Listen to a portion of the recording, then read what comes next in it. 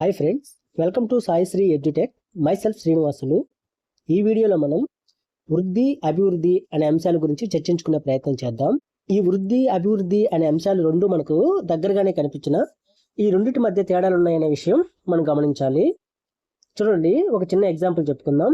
ఒక వ్యక్తి తన జన్మించినప్పటి నుంచి అతనికి ఒక 20 సంవత్సరాలు వచ్చేంత వరకు తన బాడీలో వచ్చిన మార్పులను మనం వృద్ధి అనుకుంటే, అతని బాడీ పెరగడంతో పాటు అతని బిహేవియర్లో వచ్చిన మార్పులు, అతని ఆలోచనలో వచ్చిన మార్పులు, అతనికి ఉన్న మెచ్యూరిటీని కలిపి మనం అభివృద్ధిగా చెప్పవచ్చు. ఇదే ఒక దేశానికి అప్లై చేసి చూద్దాం. చూడండి, ఒక దేశము గత 10 సంవత్సరాల నుంచి తన ఆదాయంను ఎంతో కొంత పెంచుకోవడంను వృద్ధి అనుకుంటే, అదే సమయంలో తన ప్రజల జీవన ప్రమాణంలో వచ్చిన మార్పులతో కలిపి ఆ వృద్ధిని చెప్పగలిగితే దాన్ని అభివృద్ధి అని అంటారు. ఇక్కడ మీరు గమనించాల్సింది ఏంటంటే, వృద్ధి అనేది మనకు పరిమాణాత్మకంగా ఉంటుంది, ఎంత పెరిగిందని మనం చెప్పగలము.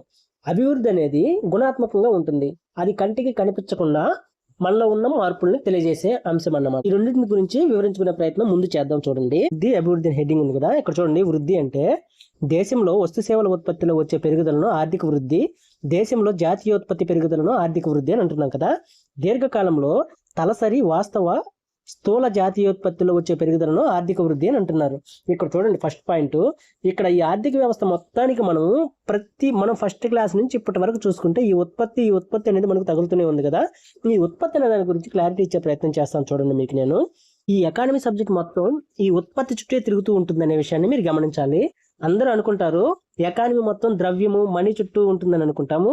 అసలు కథ ఏంటంటే ఉత్పత్తి దగ్గరే ఉందనే విషయం చాలా మందికి తెలియదు. చూడండి, క్లారిటీ ఇస్తాను. దేశంలో ఒక వస్తు సేవల ఉత్పత్తి పెరగడం వల్ల నేషనల్ ఇన్కమ్ అనేది, ఆ దేశ ఆదాయం అనేది పెరుగుతుంది. ఈ దేశ ఆదాయం పెరగడం వల్ల ఏమవుతుంది? తలసరి ఆదాయం పెరుగుతుంది. ఈ తలసరి ఆదాయం పెరగడం వల్ల ఏమవుతుందంటే ప్రజల జీవన ప్రమాణం పెరిగేదానికి అవకాశాలు ఉన్నాయి. ఇప్పుడైతే ఈ ప్రజలు తమ కనీస అవసరాలను తీర్చుకోగలిగినప్పుడు ఫర్దర్గా వీళ్ళు డెవలప్మెంట్ కోసం చూసే అవకాశాలు ఉన్నాయి. ఈ డెవలప్మెంట్ లో భాగంగా వీళ్ళు ఏం చేస్తారంటే మెరుగైన వైద్యం తీసుకోవడానికి, ఉన్నత విద్యను అభ్యసించడానికి అవకాశాలు ఎక్కువ ఉన్నాయి. ఎప్పుడు? వాళ్ళ ఆదాయాలు ఎక్కువ ఉన్నప్పుడు మాత్రమే ప్రజలు మెరుగైన జీవన ప్రమాణంతో పాటు ఉన్నత విద్యను అభ్యసించడానికి అవకాశాలు ఎక్కువ ఉన్నాయి. ఈ ఉన్నత విద్యను అభ్యసించడం వల్ల వాళ్ళకి ఏమవుతుందంటే ఈ ఉద్యోగ అవకాశాలు అనేవి ఎక్కువ వస్తాయి అన్నమాట.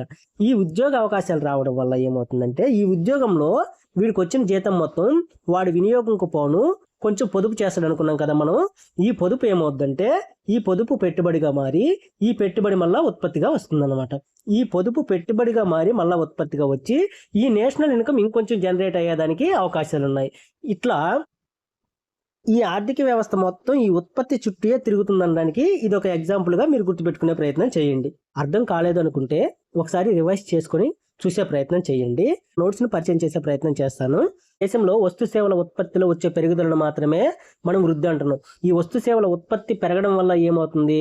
దేశ ఆదాయం పెరుగుతుంది. ఈ దేశ ఆదాయం పెరగడం అంటే ఏంటంటే గత సంవత్సరంలో ఉన్న ఆదాయం కంటే ఈ సంవత్సరంలో మన ఆదాయం పెరగడము. ఈ వృద్ధి అనేది స్వల్పకాలానికి సంబంధించిందే ఉండకూడదు. 2025-26 అనుకున్నాం. ఈ 2025-26లో మన జాతీయ ఆదాయం ఒక 5% పెరిగి నెక్స్ట్ రాబోయే 26-27కి ఒక 5% తగ్గి ఈ ఫ్లక్చువేషన్స్ లేకుండా ప్రతి సంవత్సరం రెగ్యులర్గా ఎంతో కొంత పెరగకపోవడాన్ని దీర్ఘకాలంలో లెక్కిస్తే దాన్ని వృద్ధి అని అంటారు. దీర్ఘకాలంలో తలసరి వాస్తవ స్థూల జాతీయోత్పత్తిలో వచ్చే పెరుగుదలను ఆర్థిక వృద్ధి అని అంటారు. స్థూల జాతీయోత్పత్తి అనేది నథింగ్ బట్ నేషనల్ ఇన్కమ్. ఈ నేషనల్ ఇన్కమ్ అనేది కాలంలో జరగాలి. వ్యాపార చక్రాల వలన తాత్కాలికంగా వచ్చిన పెరుగుదలను ఆర్థిక వృద్ధి అనరు. ఈ వ్యాపార చక్రాల గురించి మనం ఫస్ట్ క్లాస్లో ఇంట్రడక్షన్ క్లాస్లో వివరించడం జరిగింది. ఒక్కసారి చెక్ చేసుకునే ప్రయత్నం చేయండి.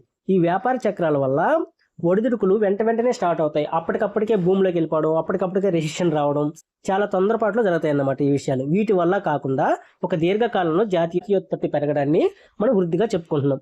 చూడండి, ఈ జాతీయోత్పత్తి పెరుగుదల కంటే జనాభా పెరుగుదలను వేగంగా జరిగితే తలసరి ఆదాయం తగ్గుతుంది. కాబట్టి జనాభా పెరుగుదల కంటే జాతీయోత్పత్తి వేగంగా పెరగాలి. దీన్ని మీకు క్లారిటీ ఇచ్చాను అనుకుంటాను. లాస్ట్ వీడియోలో ఇచ్చే ప్రయత్నం చేస్తాను. చూడండి, ఇక్కడ మనం ఇయర్ రాసుకుందాం.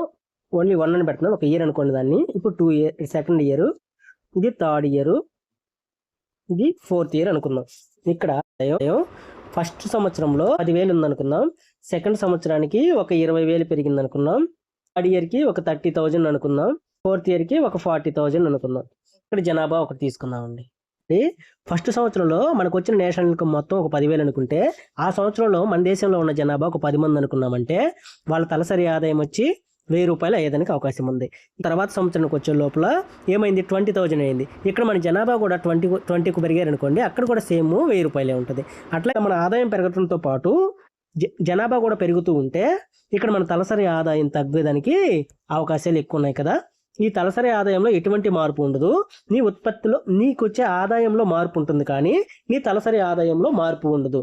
ఇప్పుడు దీన్ని మనం వృద్ధి అని చెప్పొచ్చు, అభివృద్ధి అని చెప్పలేం. ఎందుకో మీకు అర్థమై ఉండాలి. ఈ వృద్ధి అనేది ఈ ఆదాయంలో మార్పులు అయితే ఉన్నాయి, కానీ నీ తలసరి ఆదాయంలో అయితే మార్పులు లేవు కదా. ఈ తలసరి ఆదాయంలో ఎప్పుడైతే మార్పు వస్తుందో, ఈ తలసరి ఆదాయం మార్పు ఏమవుద్దంటే ప్రజల జీవన ప్రమాణాన్ని పెంచేదానికి ఉపయోగపడుతుంది అనే విషయాన్ని మీరు గుర్తుపెట్టుకోవాలి. ఈ తలసరి ఆదాయం పెరిగి ప్రజల జీవన ప్రమాణం మెరుగుపడినప్పుడు మాత్రమే దేశం అభివృద్ధి చెందుతుందనే విషయాన్ని మీరు గుర్తుపెట్టుకునే ప్రయత్నం చేయండి. ధరల పెరుగుదల వలన నేషనల్ ఇన్కమ్ పెరగవచ్చు, అది నామమాత్రంగా పెరుగుతుంది. వాస్తవ పెరుగుదల మాత్రం ఆర్థిక వృద్ధి. వాస్తవంగా ఏదైతే మనకు ఆదాయం పెరుగుతుందో అదే మనకు వృద్ధి అవుతుంది అనమాట. ఇప్పుడు కింద ఎగ్జాంపుల్ మనం చెప్పుకున్నట్టు ఫస్ట్ ఇయర్లో 10,000 ఉంది, నెక్స్ట్ ఇయర్లో 20,000 ఉంది కదా. ఆ నెక్స్ట్ ఇయర్లో మనకు వృద్ధి ఎంత అవుద్ది, 10,000 అవుద్ది. ఎందుకని, లాస్ట్ ఇయర్లో ఆల్రెడీ మనకు 10,000 ఆదాయం ఉంది కాబట్టి ఈ సంవత్సరం కొత్తగా వచ్చి చేరిన ఆదాయం ఎంత, 10,000. ఆ 10,000 మనకు వృద్ధి అవుతుందన్న విషయం మీరు గుర్తుపెట్టుకునే ప్రయత్నం చేయండి. చూడండి, ఆర్థిక వృద్ధికి సూచికలు ఎన్ని ఇచ్చారు చూడండి.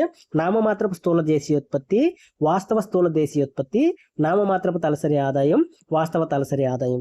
ఈ 4ని బేస్ చేసుకొని మన దేశంలో వృద్ధి జరిగిందో లేదా మనం చెప్పేదానికి అవకాశాలు ఉన్నాయి. నామమాత్రపు వాస్తవ అనే దాని గురించి మీకు తెలుసు కాబట్టి ఈ 2 పక్కన పెట్టండి. స్థూల దేశీయోత్పత్తి అంటే ఇది జీడిపి లెక్కనే. ఈ జీడిపి అనేది దేశంలో పెరిగితే మనకు వృద్ధి జరిగినట్టు, జీడిపి అనేది తగ్గితే దేశంలో వృద్ధి లేనట్టు. ప్రతి సంవత్సరం మనము ఈ జాతీయ ఆదాయాన్ని పెంచుకుంటూ పోవడం వల్ల వృద్ధి అయితే చేయగలమనే అంశం మీకు ఇప్పుడు అర్థమై ఉండాలి. నెక్స్ట్ చూడండి, మళ్ళీ సరి ఆదాయం పెరిగినా కానీ మనం వృద్ధి అనే చెప్పొచ్చు. సరి ఆదాయం పెరగడం వల్ల ప్రజల జీవన ప్రమాణం పెరిగి అభివృద్ధికి అవకాశాలు ఉన్నాయని చెప్పాం కదా. ఇక్కడే చిన్న లాజిక్ ఒకటి ఉంది, దీన్ని చెప్తాను చూడండి. ఇక్కడ నామమాత్రపు తలసరి ఆదాయం ఇచ్చాడు కదా, ఈ వాస్తవ తలసరి ఆదాయం ఇచ్చాడు కదా. ఇవి ఒకవేళ మన తలసరి ఆదాయం పెరిగినప్పటికీ మన జీవన ప్రమాణంలో ఎటువంటి మార్పులు రాని పరిస్థితులు కొన్ని ఉంటాయి. అవేంటో నేను ఇప్పుడు వివరించే ప్రయత్నం చేస్తాను చూడండి. మీకు రూమ్ లో ఒక 10 మంది ఉన్నారనుకుందామండి. ఈ 10 మందిలో ఒక్కడి దగ్గర మాత్రం ₹1,00,000 ఉంది. మిగతా 9 మంది దగ్గర చిల్లిగవ్వ కూడా లేదండి వీళ్ళ దగ్గర. 10 మందిని మన దేశం అనుకుంటే, ఇక్కడ ఉన్న ₹1,00,000 దేశ ఆదాయం అనుకుంటే, ఈ దేశ ఆదాయాన్ని ఏం చేస్తారు, మన తలసరి ఆదాయం అంటే ఏమని చెప్పుకున్నాం, దేశ ఆదాయాన్ని ఆ దేశ జనాభాతో భాగిస్తే వచ్చేదే తలసరి ఆదాయం అన్నాం కదా. ఇప్పుడు ఈ ₹1,00,000ని 10 మందికి డివైడ్ చేస్తే ఏమవుద్ది, అక్కడ ₹10,000 వచ్చేదానికి అవకాశం ఉంది. ఈ ₹10,000 వాస్తవంగా ఈ 9 మంది దగ్గర ఉన్నాయా అంటే లేవు. లేకుండానే మనకు వీళ్ళు తలసరి ఆదాయం చూపించేస్తున్నారు అనమాట. తలసరి ఆదాయం మనకు ఇక్కడ చూపించినప్పటికీ వీళ్ళ జీవన ప్రమాణం ఏమైనా పెరిగిందా, వీళ్ళ ఆదాయాలు ఏమైనా పెరిగాయంటే నిల్లు, ఏం పెరగలేదని అర్థం చేసుకోవాలి. ఓన్లీ మనం ఈ ఆర్థిక వృద్ధి అనే అంశం దగ్గర మాత్రమే ఈ తలసరి ఆదాయం పెరిగిందలా, ఈ జాతీయ ఆదాయ పెరుగుదల మాత్రమే తీసుకుంటున్నాం. ఈ అభివృద్ధి అనే అంశం వచ్చేటప్పటికి ఏమవుద్దంటే ఈ తలసరి ఆదాయం జాతీయ ఆదాయం పెరుగుదలతో పాటు ప్రజల జీవన ప్రమాణం ఎలా పెరిగింది, ప్రజల వైద్య ఆరోగ్య పరిస్థితులు ఎలా ఉన్నాయి, సామాజిక ఆర్థిక ముఖ చిత్రం ఏందనేది ఇక్కడ కౌంట్ అవుతాయి అన్నమాట. ఇక్కడికని ఈ వృద్ధి అనే దాన్ని పరిమాణాత్మకంగాను, అభివృద్ధి అనేదాన్ని గుణాత్మకంగాను చెప్పడం జరిగింది. ఓకే, ఈ 4 పాయింట్లు క్లారిటీ వచ్చాయి కదా. నెక్స్ట్ చూడండి, జీడిపి పెరిగి తలసరి ఆదాయం పెరగకపోతే ఆర్థిక వృద్ధి అవ్వదు. ఇక్కడ చూడండి, జీడిపి పెరిగింది, ఈ తలసరి ఆదాయం పెరగలేదంట. తలసరి ఆదాయం ఎందుకు పెరగలేదో ఈ పాటికే మీకు అర్థమై ఉండాలి. మనకి జీడిపి పెరుగుతుంది, తలసరి ఆదాయం పెరగడం లేదు, కాన్స్టెంట్గానే ఉంది లేదా తగ్గుతూనే ఉంది. ఏ సినారియోలో ఇలా తగ్గడానికి అవకాశం ఉందో మీరు కొంచెం ఆలోచించే ప్రయత్నం చేయండి. మన ఆదాయం పెరుగుతుంది, మన తలసరి ఆదాయం తగ్గుతుందంటే అక్కడ అర్థం ఏంటంటే మన ఆదాయం అయితే పెరిగిందో అంతకంటే ఎక్కువ మన జనాభా పెరుగుతుందని అర్థం. ఇక్కడ జీడిపి పెరిగి తలసరి ఆదాయం పెరగకపోతే అది ఆర్థిక వృద్ధి అవ్వదు. ఇది అవ్వకపోవడానికి కారణం ఏంటంటే నీ జీడిపితో పాటు నీ జనాభా రేటు కూడా పెరుగుతుందని అర్థం ఇక్కడ ఈ పాయింట్లో. అందుకే మన అభివృద్ధి చెందుతున్న దేశాలలో ఆర్థిక వృద్ధి పెరిగిందో లేదో తెలియజేసేది వాస్తవ తలసరి ఆదాయమే. అభివృద్ధి చెందుతున్న దేశాల లక్షణాల గురించి మీకు తెలిసి ఉండాలి. అవసరమైన ఈ లక్షణం ఒక్కదాని గురించి నేను మీకు చెప్పే ప్రయత్నం చేస్తాను. మిగతా భారతదేశ ఆర్థిక వ్యవస్థ అభివృద్ధి చెందుతున్న ఆర్థిక వ్యవస్థ అని మనం అనుకుంటాం కదా, మనం చిన్నప్పటి నుంచి అలానే చదువుతున్నాం. దానికి గల కారణాలు, అభివృద్ధి చెందుతున్న ఆర్థిక వ్యవస్థకు గల లక్షణాలు ఏంటో నెక్స్ట్ వీడియోలో నేను మీకు చెప్పే ప్రయత్నం చేస్తాను. అభివృద్ధి చెందుతున్న దేశాల్లో మెయిన్ డ్రాబ్యాక్ ఏంటంటే జనాభా పెరుగుదల అండి. ఈ జనాభా పెరుగుదల అనేది అభివృద్ధి చెందుతున్న దేశాలకు ఒక పెద్ద డ్రాబ్యాక్. భారతదేశం అభివృద్ధి చెందుతున్న దేశం. ఎప్పటి నుంచి? మనం చిన్నప్పటి నుంచి భారతదేశం అభివృద్ధి చెందుతూనే ఉంది, ఇంకా చెందుతూనే ఉంటుంది. దాని గురించి మనం చిన్న వీడియో చేసుకునే ప్రయత్నం చేద్దాం. ఆర్థిక వృద్ధి 4 కారకాలపై ఆధారపడి ఉంటుంది అంటున్నారు. ఈ 6 కారకాలు ఏంటో: పొదుపు, శ్రామిక శక్తి వృద్ధి రేటు, మూలధన ఉత్పత్తి నిష్పత్తి, సాంకేతిక విజ్ఞానంలో మార్పులు, మరి నవకల్పనలు. ఈ ఆర్థిక వృద్ధి కావాలంటే మనకు పొదుపు ఉండాలి, శ్రామిక శక్తి వృద్ధి రేటు ఉండాలి, మూలధన ఉత్పత్తి నిష్పత్తి ఉండాలి, సాంకేతిక విజ్ఞానంలో మార్పులు మరియు నవకల్పనలు అనేటివి ఉండాల్సిన అవసరం ఉందనే విషయం మీరు గుర్తుపెట్టుకోండి. వీటి వల్ల ఎలా వృద్ధి జరుగుతుందనే విషయం మీరు చెప్పే ప్రయత్నం చేస్తాను. చూడండి, ఇక్కడ పొదుపు పెరగడం వల్ల ఏమవుద్ది? ఈ పొదుపు పెట్టుబడిగా మారద్ది. ఈ పెట్టుబడి ఏమవుద్ది? ఉత్పత్తికి దోహదపడుద్ది. ఈ పొదుపు పెరిగి, పొదుపు ద్వారా పెట్టుబడి పెరిగి, ఈ పెట్టుబడి పెరగడం వల్ల ఉత్పత్తి పెరిగి మనకు నేషనల్ ఇన్కమ్ పెరిగేదానికి అవకాశాలు అయితే ఉన్నాయి కదా. ఇది వృద్ధికి సూచిక. ఓకే, నెక్స్ట్ చూడు, శ్రామిక శక్తిలో వృద్ధి రేటు. ఈ శ్రామిక శక్తి అనేది ఈ సంవత్సరం ఒక 10 మంది ఉంటే నెక్స్ట్ సంవత్సరానికి మనకి శ్రామిక శక్తి ఒక 20% పెరిగిందనుకో, ఈ 20% ఏమవుద్దంటే ఈ రోజు మనం చేసే ఈ ఉత్పత్తి 10% అనుకుంటే ఈ 20% మ్యాన్ పవర్ను ఉపయోగించి మన ఉత్పత్తిని 20% పెంచుకునే దానికి అవకాశం ఉంది కదా. ఈ 20% ఈ ఉత్పత్తి పెరగడం వల్ల ఇక్కడ ఏమవుతుంది? నేషనల్ ఇన్కమ్ పెరిగేదానికి అవకాశం ఉంది. ఇక్కడ చూడండి, ఈ మూలధన ఉత్పత్తి నిష్పత్తి అని ఉంది కదా. ఒక వస్తువుని ఉత్పత్తి చేయడానికి మనకు ఎంతైతే మూలధనం అవసరం అవుతుందో దానిని మూలధన ఉత్పత్తి నిష్పత్తి అంటారు. ఇంకొకసారి చెప్పే ప్రయత్నం చేస్తాను చూడు. ఒక వస్తువుని ఉత్పత్తి చేయడానికి మనకు ఎంతైతే మూలధనం అవసరం అవుతుందో దానిని మూలధన ఉత్పత్తి నిష్పత్తి అని అంటారు. అదేంటది? ఏ వస్తువుని ఉత్పత్తి చేయడానికైనా అంతే కదా అవుతుంది మనకు అని అంటారు. చిన్న ఎగ్జాంపుల్ చెప్పే ప్రయత్నం చేస్తాను చూడండి. హైవే మీద ఒక బస్సు వెళ్తుంది అనుకుందామండి. ఈ బస్సు ఒక 10 కిలోమీటర్స్ ప్రయాణం చేయాలి. ఈ బస్సులో ఒక 40 మంది సీటింగ్ ఉందనుకున్నామండి. ఈ 40 మంది ఈ 10 కిలోమీటర్లు ప్రయాణించాలి. ఈ 40 మంది ఈ 10 కిలోమీటర్లు ప్రయాణించడానికి మనకి ఎంత డీజిల్ ఖర్చు అవుద్ది అనుకుంటే ఒక 2 లీటర్స్ డీజిల్ ఖర్చు అవుద్ది అనుకుందాం. ఒక 2 లీటర్స్ డీజిల్ ఖర్చు అవుద్ది అనుకుంటే నేను ఇంకొక ఎగ్జాంపుల్ ఇస్తాను చూడండి. దీంట్లోనే అదే బస్సు డబల్ డెక్కర్ బస్సు అనుకుందాం. ఈ డబల్ డెక్కర్ బస్సులో పైన ఇంకో 30 మంది కూర్చున్నారు అనుకుందాం. ఈ పైన ఇంకో 30 మంది కూర్చోవడం వల్ల నీకు ఆయిల్ ఖర్చు ఎంత అవుతుంది? అయితే ఇంకొక 2.5 లీటర్ అయ్యేదానికి అవకాశాలు ఉన్నాయి. ఇక్కడ నీ మూలధన ఉత్పత్తి నిష్పత్తి ఏమైంది? తగ్గింది. ఎందుకని? డక్కర్ కాకుండా ఇవి 2 బస్సులుగా వెళ్ళాలంటే ఏమవుతుంది? మనకు 4 లీటర్ల ఆయిల్ అయ్యేదానికి అవకాశాలు ఉన్నాయి. ఇక్కడ మనం ఏం చేస్తే ఈ మూలధన ఉత్పత్తి నిష్పత్తి అనే అంశం మీకు వివరించే ప్రయత్నంలో నేనేం చేస్తున్నానంటే, ఒకే బస్సులో డబల్ డక్కర్ లెక్కన పెట్టడం వల్ల ఇక్కడ 40 మంది ప్లేస్లో మొత్తం 70 మంది పోవడం వల్ల ఈ 70 మంది మనం ఖర్చు పెట్టాల్సిన మూలధనం కంటే తక్కువ ఖర్చు పెట్టే ఈ 70 మందిని మనము ఆ 10 కిలోమీటర్లు జర్నీ చేయించగలుగుతున్నాం అనే విషయాన్ని మీరు అర్థం చేసుకునే ప్రయత్నం చేయండి.